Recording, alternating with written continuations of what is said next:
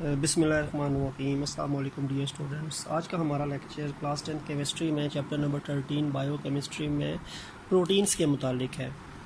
तो टॉपिक जो हमारा है दैट इज़ प्रोटीन्स। और प्रोटीन जो है ये भी एक बायो मॉलिक्यूल है, बायोलॉजिकल मॉलिक्यूल है जो लिविंग बॉडीज़ में मौजूद होता है। और प्रोटीन का स्ट्रक्चरल रोल भी है, फंक्शनल रोल भी है। ये बॉडी के स्ट्रक्चरल कंपोजिशन में भी बहुत अहम इसका हिस्सा है। और हमारी बॉडी में बहुत ज़्यादा फंक्शन जो है वो भी प्रोटीन्स की वजह से परफॉर्म होते हैं। ठीक है, तो ये एक स्पेसिफिक बायोलॉजिकल मॉलिक्यूल है। और ये मॉलिक्यूल है तो इसमें ज़ाहिर बात है डिफरेंट एलिमेंट्स के एटम्स होंगे। तो इसमें कौन कौन सी एलिमेंट्स आपको प्रोटीन्स में मिलेंगी? आपको प्रोटीन्स के अंदर carbon, hydrogen, oxygen, sulphur, nitrogen और फॉस्फोरस, 6 तरह की एलिमेंट्स आपको प्रोटीन्स मॉलिक्यूल्स के अंदर मिलेंगी। कार्बन, हाइड्रोजन, ऑक्सीजन हमने कार्बोहाइड्रेट्स में भी पढ़ी थी, उसमें सिर्फ कार्बन, हाइड्रोजन, ऑक्सीजन होती हैं कार्बोहाइड्रेट्स में। लेकिन प्रोटीन्स में कार्बन, हाइड्रोजन, ऑक्सीजन के साथ साथ सल्फ़र भी होता है, नाइट्रोजन भी होता है और फॉस्फोरस भी होता है। और जो इम्पॉर्टेंट एलिमेंट होती है ना वही नाइट्रोजन है। नाइट्रोजन इंपॉर्टेंट सबसे एलिमेंट है। हमारी बॉडी में भी जो हम नाइट्रोजन की रिक्वायरमेंट्स पूरी करते हैं तो हम प्रोटीन्स को अपनी फूड के तौर पे यूज़ करते हैं। तो हमारी बॉडी की जो नाइट्रोजनस नीड्स होती हैं, नाइट्रोजन कंपाउंड्स की जो नीड्स होती हैं, वो हम हमारी बॉडी में जो प्रोटीन बनती है उसको भी नाइट्रोजन चाहिए। तो वो हम प्रोटीन जो है वो प्रोटीन को कंज्यूम करते हैं अपने फूड के तौर पे। तो ये बहुत अहम एक नाइट्रोजनस कंपाउंड आपको बॉडी में जो मिलता है वो प्रोटीन है। ठीक है, लेकिन साथ इसमें sulphur, phosphorus, oxygen, carbon, nitrogen भी मौजूद है। उसके बाद आपको ये मैं बता दूं कि प्रोटीन्स जो हमारी फूड के 3 बेसिक कंपोनेंट्स हैं, 3 मेजर कंपोनेंट्स, उनमें से एक है। ये मैं आपको बता दूं कि हमारी ह्यूमन्स की जो फूड है, अगर हम ह्यूमन की फूड की बात करते हैं तो ह्यूमन के जो फूड है, खुराक है, उसमें 3 मेजर क्लासेस हैं या 3 मेजर ग्रुप्स हैं। इंसानी ग़िज़ा जो है वो 3 बड़े ग्रुप्स पे मुश्तमिल है। कार्बोहाइड्रेट्स जो हम डिस्कस कर चुके हैं, प्रोटीन्स जो आज हम डिस्कस करेंगे, एंड लिपिड्स। ये 3 major component of human food हैं। तो इनमें प्रोटीन एक अहम जुज़ है। तो हम इंसान की खुराक का जो 3 बड़े जुज़ हैं उनका एक जुज़ जो है वो प्रोटीन भी है। तो यानी हमारी बॉडी में प्रोटीन एक फूड के भी तौर पे यूटिलाइज होती है और ये फिर हमारी बॉडी में जाकर different structural and functional role जो होती है वो प्ले करती है। ठीक है, और ह्यूमन फूड के अंदर ये 3 मेजर क्लासेस में प्रोटीन लाजमी शामिल होती है। तो इसका मतलब है कि ये जो प्रोटीन है इसका ह्यूमन बॉडी में रोल भी तो है ना।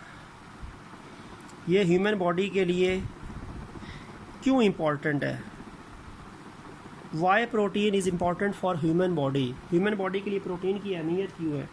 तो उसमें 3 पॉइंट्स आपकी बुक में मेंशन है कि प्रोटीन जो है इट बेसिकली ट्रांसपोर्ट, 2-3 फंक्शंस आपको बता देता हूँ।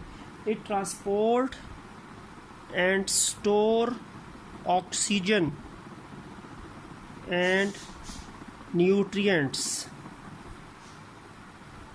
जो प्रोटीन्स होती हैं ये न्यूट्रिएंट्स को, ठीक है, जिनसे हम एनर्जी लेते हैं, और ऑक्सीजन को स्टोर भी करती है, ट्रांसपोर्ट भी करती है। तो ऑक्सीजन और न्यूट्रिएंट्स की ट्रांसपोर्टेशन और स्टोरेज जो है वो प्रोटीन्स की वजह से होती है। इसके अलावा ये जो प्रोटीन्स हैं दे एक्ट्स एज कैटलिस्ट्स। ठीक है, ये कैटलिस्ट के तौर पे एक्ट करते हैं। और कैटलिस्ट को, क्योंकि इनको हम बायो कैटलिस्ट कह सकते हैं क्योंकि लिविंग बॉडीज़ के कैटलिस्ट है ना, बायो कैटलिस्ट। और इनको एंजाइम्स भी कहते हैं, एंजाइम्स। तो यानी ये कैटलिस्ट के तौर पे एक्ट करते हैं। और बायोलॉजिकल कैटलिस्ट, प्रोटीन जो है वो बायोलॉजिकल कैटलिस्ट हैं and they are also known as enzymes. जो बायोलॉजिकल कैटलिस्ट जो होते हैं उनको एंजाइम्स भी कहते हैं। और ये बेतहाशा जो हमारी बॉडी में मेटाबॉलिक रिएक्शन चल रहे होते हैं उनको कैटलाइज करते हैं। तो बिफोर यानी विदाउट एंजाइम्स और बायो कैटलिस्ट जो जिनकी केमिकल नेचर प्रोटीन होती है, तो एंजाइम्स या बायो कैटलिस्ट जो होते हैं वो प्रोटीन्स होते हैं केमिकल नेचर में। तो ये हमारी बॉडी में चलने वाले थाउजेंड्स ऑफ मेटाबॉलिक रिएक्शंस को कैटलाइज करते हैं, उनकी स्पीड तेज़ करते हैं, उनके लिए रिक्वायर्ड होते हैं। और इसके अलावा क्या करते हैं, ये जो प्रोटीन्स हैं they basically they are very important to regulate many systems of our body, हमारी बॉडी के बहुत से सिस्टम्स जो होते हैं, जिस तरह रिस्पायरेटरी सिस्टम है, एक्सक्रीटरी सिस्टम है, नर्वस सिस्टम है, तो हम इंसान के जिस्म के बेतहाशा सिस्टम्स जो होते हैं उनके रेगुलेटर्स के तौर पे भी इनका काम होता है, इसको रेगुलेट रखते हैं। ठीक है, तो ये इंसान की बॉडी में प्रोटीन के 3 इंपॉर्टेंट जो हैं वो फंक्शंस मेंशन है, क्योंकि इंसान की बॉडी के अंदर जो फूड के अहम कंपोनेंट में प्रोटीन भी आती है 3 बुनियादी जुज़ में, तो उसके लिहाज से इंसान की बॉडी में प्रोटीन की क्या अहमियत है वो मैंने मेंशन कर दी है। अब हम प्रोटीन की डेफिनेशन वगैरह पे आते हैं और फिर इसके बिल्डिंग ब्लॉक्स की बात करते हैं कि किससे मिलके बने होते हैं। तो ये मैं आपको बता दूं कि जो प्रोटीन्स हैं ये कॉम्प्लेक्स है, ये ज़्यादा कॉम्प्लेक्स है, क्योंकि इनमें नंबर ऑफ़ एलिमेंट्स कार्बोहाइड्रेट की निस्बत ज़्यादा है, तो ये उनकी कॉम्प्लेक्सिटी भी ज़्यादा है। तो they are high molecular weight polymers तो हैं क्योंकि ये छोटे छोटे मोनोमर्स से मिलके बनते हैं, लेकिन इनका मॉलिक्यूलर वेट बहुत ज़्यादा होता है। बेतहाशा छोटी छोटी यूनिट्स होती हैं जो कंबाइन करके पेप्टाइड लिंकेज को से लिंक करके आपको प्रोटीन बना के देती हैं, तो वो हम पेप्टाइड लिंकेज की बात भी करेंगे। तो they have higher molecular weight, ये पॉलीमर्स है यानी कॉम्प्लेक्स हैं, और इनका मॉलिक्यूलर मास या मॉलिक्यूलर वेट जो होता है वो बहुत ज़्यादा होता है। ठीक हो गया। और अगर इसकी हम डेफिनेशन की बात करेंगे तो डेफिनेशन ये हो जाएगी कि proteins are complex nitrogenous substances that produce amino acids on complete hydrolysis। ये डेफिनेशन हो जाएगी। प्रोटीन्स कॉम्प्लेक्स नाइट्रोजनस कंपाउंड्स है, नाइट्रोजन एलिमेंट थी ना इनमें, मैंने आपको नाइट्रोजन को सर्कल करके बताया था कि नाइट्रोजन एक बुनियादी एलिमेंट है प्रोटीन की। तो प्रोटीन कॉम्प्लेक्स नाइट्रोजनस सब्सटेंसेस हैं, और प्रोटीन को हाइड्रोलाइज किया जाए या प्रोटीन जब मुकम्मल हाइड्रोलाइज होते हैं, ब्रेक डाउन होते हैं, तो ये आपको क्या देंगे? अमाइनो एसिड्स देंगे। इसका मतलब है कि अमाइनो एसिड्स मिलते हैं तो फिर प्रोटीन्स बनती हैं, और जब प्रोटीन्स डिकम्पोज होंगी, हाइड्रोलाइज होंगी, तो वो आपको दोबारा अमाइनो एसिड में स्प्लिट होकर दिखाएंगी। तो ये अमाइनो एसिड्स क्या है? बेसिकली अमाइनो एसिड्स जो है ये बिल्डिंग ब्लॉक्स है प्रोटीन्स के। अब अमाइनो एसिड्स की डेफिनेशन अगर मैं लिखता हूँ कि अमाइनो एसिड्स क्या हैं, amino acids are building blocks of protein. Proteins किससे मिलके बनती हैं? अमाइनो एसिड से मिलके बनती हैं, और जब प्रोटीन को हाइड्रोलाइज किया जाए तो वो दोबारा अमाइनो एसिड में स्प्लिट हो जाती हैं। ठीक है, तो amino acids are basically the building blocks which also known as units. जो अमाइनो एसिड्स हैं वो प्रोटीन की यूनिट्स हैं, बिल्डिंग ब्लॉक्स हैं। ठीक है, और बेतहाशा अमाइनो एसिड्स मिलते हैं तो प्रोटीन्स बनती हैं, और प्रोटीन्स को जब हाइड्रोलाइज किया जाए तो वो दोबारा अमाइनो एसिड में ब्रेक हो जाती है, स्प्लिट हो जाती हैं। ठीक हो गया। तो ये तो अमाइनो एसिड की भी डेफिनेशन है।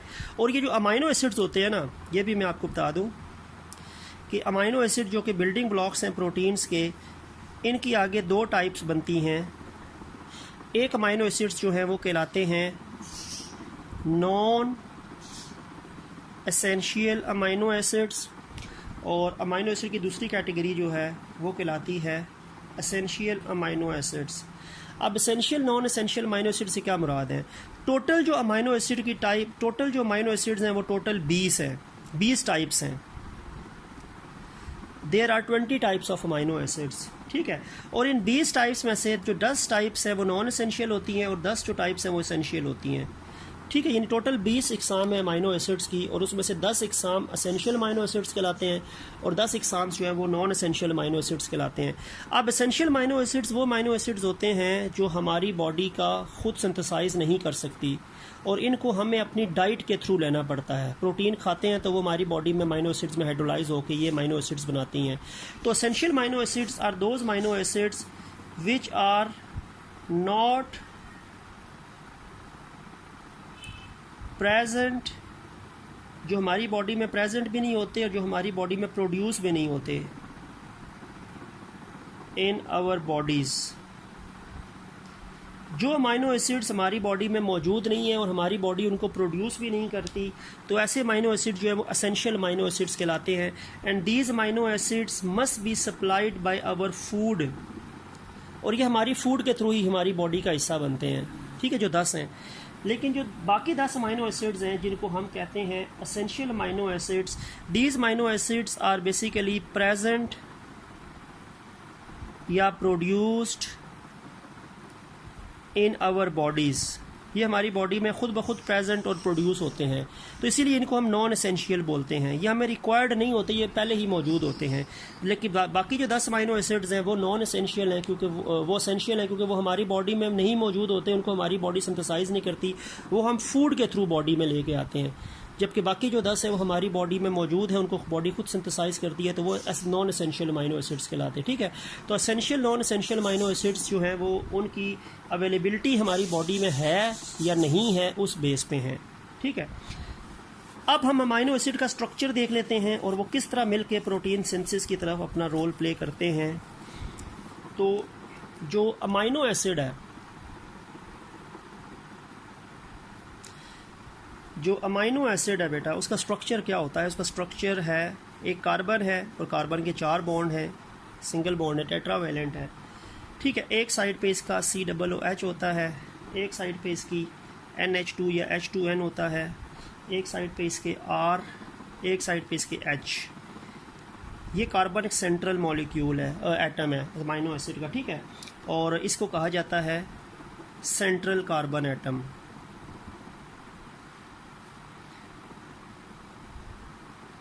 सेंट्रल कार्बन एटम, ये जो है COOH है, it is known as carboxylic acid group. Carboxylic acid group. ये जो H2N या NH2 होता है, it is known as amino group, इसको अमाइनो ग्रुप कहा जाता है। ये जो R है, it is known as side chain, और H तो आपको पता है हाइड्रोजन है। अब जो अमाइनो एसिड्स के अंदर 2 फंक्शनल ग्रुप्स हैं, एक कार्बोक्सिलिक एसिड ग्रुप है और एक अमाइनो ग्रुप है। तो अमाइनो ग्रुप और कार्बोक्सिलिक ग्रुप ये 2 फंक्शनल ग्रुप्स हैं अमाइनो एसिड्स में। उसके अलावा एक साइड चेन है और एक H है। ये जो साइड चेन है ना, ये डिफरेंट है होती, हर अमाइनो एसिड में असल में ये डिफरेंस होता है। हर अमाइनो एसिड में ये भी मौजूद होता है, ये भी मौजूद है, ये भी मौजूद है, ये भी मौजूद है, लेकिन डिफरेंस सिर्फ इस चीज़ का होता है, R का होता है, ठीक है। ये R जो है ये 20 अमाइनो एसिड्स में 20 तरह का होता है, डिफरेंट। ये 20 टाइप्स की ये साइड चेन R's होती हैं, तो वो 20 टाइप के अमाइनो एसिड्स बनते हैं। तो अमाइनो एसिड्स के अंदर इस R का डिफरेंस है, ठीक है। मैं आपको जैसे एग्जांपल बताता हूँ कि अगर इस R के बजाय, बाकी तो वही हैं, अगर इस R के बजाय मैं H लगा दूं, R के बजाय मैंने H लगा दिया, तो इस अमाइनो एसिड का नाम जो होगा वो ग्लाइसिन होगा, ग्लाइसिन। और अगर उस R के बजाय, उस R के बजाय अगर मैं CH3 लगा दूं, मिथाइल लगा दूं, तो इसका नाम होगा एलेनिन। तो अमाइनो एसिड्स के अंदर फ़र्क सिर्फ R का होता है, ये R साइड चेन है, और ये 20 डिफरेंट अमाइनो एसिड्स के लिए 20 डिफरेंट टाइप की R जो होती है वो मौजूद होती है। और अगर R को H से रिप्लेस किया जाए तो उस अमाइनो एसिड का नाम ग्लाइसिन होगा, अगर R को CH3 से रिप्लेस किया जाए तो उस अमाइनो एसिड का नाम एलेनिन होगा, ठीक है। तो ये आपके पास डिफरेंट, आप कह सकते हैं कि अमाइनो एसिड्स के नेम्स जो होते हैं वो according to their R side chain में कौन सा आइटम आके अटैच हुआ है उसकी वजह से होता है। बाकी चीज़ कॉमन है, बाकी चीज़ें सेम है, amino group, carboxylic acid group, C और H वो तो सबके अंदर सेम है, ठीक है। तो ये आपके पास एक कह सकते हैं कि अमाइनो एसिड का स्ट्रक्चर बनता है। ये जो कार्बोक्सिलिक ग्रुप है ना, इसको मैं ऐसे भी लिख सकता हूँ, ये COOH है ना, इसको ऐसे भी लिखा जा सकता है, COO ऐसे कर दिया जाए और OH को ऐसे लिख दिया जाए, ठीक है। ये इसको ऐसे भी लिखा जा सकता है, और ये अमाइनो ग्रुप जो है ना, इसको ऐसे भी लिखा जा सकता है, N के साथ H को ऐसे अलग अलग कर दिया जाए।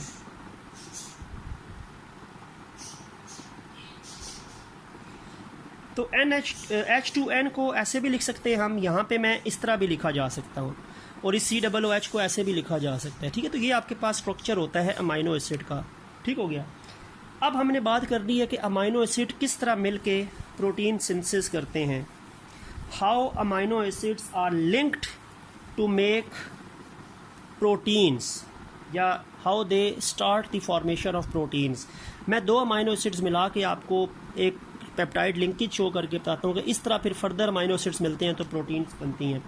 ठीक है, एक अमाइनो एसिड है बेटा, मैं एक अमाइनो एसिड लिख रहा हूँ, उसके मैं COOH को मैं ऐसे करके लिख रहा हूँ, COOH को ऐसे कर दिया मैंने, और NH2 को मैंने ऐसे कर दिया है। ठीक है, ये NH2 है, ये COOH है, मैंने ओपन करके लिख दिया, और ये R ही लिखता हूँ, मैं नहीं बता रहा कि ये ग्लाइसिन है या एलेनिन है या कौन सा है, बस R ही लिख दिया है। ये एक अमाइनो एसिड है, इसके सामने दूसरा अमाइनो एसिड आ गया, दूसरे के भी मैं H2N को ऐसे लिख रहा हूँ, आगे ऊपर यही साइड चेन R है, ये H है, ये COOH। अब ये 2 अमाइनो एसिड्स हैं। ठीक है, this is an amino acid and this is also an amino acid. अब ये 2 अमाइनो एसिड जब मिलते हैं तो क्या होता है, जब 2 अमाइनो एसिड मिलते हैं तो एक अमाइनो एसिड का कार्बोक्सिलिक ग्रुप इन्वॉल्व होता है, दूसरे अमाइनो एसिड का अमाइनो ग्रुप इन्वॉल्व होता है। एक अमाइनो एसिड का कार्बोक्सिलिक ग्रुप और दूसरे अमाइनो एसिड का अमाइनो ग्रुप आपस में आमने सामने आता है, तब लिंकेज बनता है। और कार्बोक्सिलिक ग्रुप जो होता है इसमें से हाइड्रोक्सिल आयन रिलीज़ होता है और अमाइनो ग्रुप के अंदर से हाइड्रोजन रिलीज़ होता है, HOH, यानी वाटर का मॉलिक्यूल बाहर निकलता है, एक वाटर का मॉलिक्यूल रिलीज़ होता है। तो कार्बोक्सिलिक ग्रुप का OH एक अमाइनो एसिड का और अमाइनो ग्रुप का H दूसरे अमाइनो एसिड का निकलेगा। ठीक है, जिसकी वजह से H और OH का मतलब है ये वाटर रिमूव हो रहा है, -H2O मैंने लिख दिया है, -H2O का मतलब है पानी का मॉलिक्यूल निकल रहा है ना। अब पीछे मेरा क्या बनेगा देख लें, पीछे क्या बनेगा, पीछे ये H2N तो वैसे ही था, इसमें तो कोई फ़र्क नहीं आया, ये CR और H भी ऐसे ही है, ये COO के बाद यहाँ पे एक तब्दीली आई और दूसरे में देखो तो दूसरा अमाइनो एसिड NH और आगे कोई तब्दीली नहीं आई।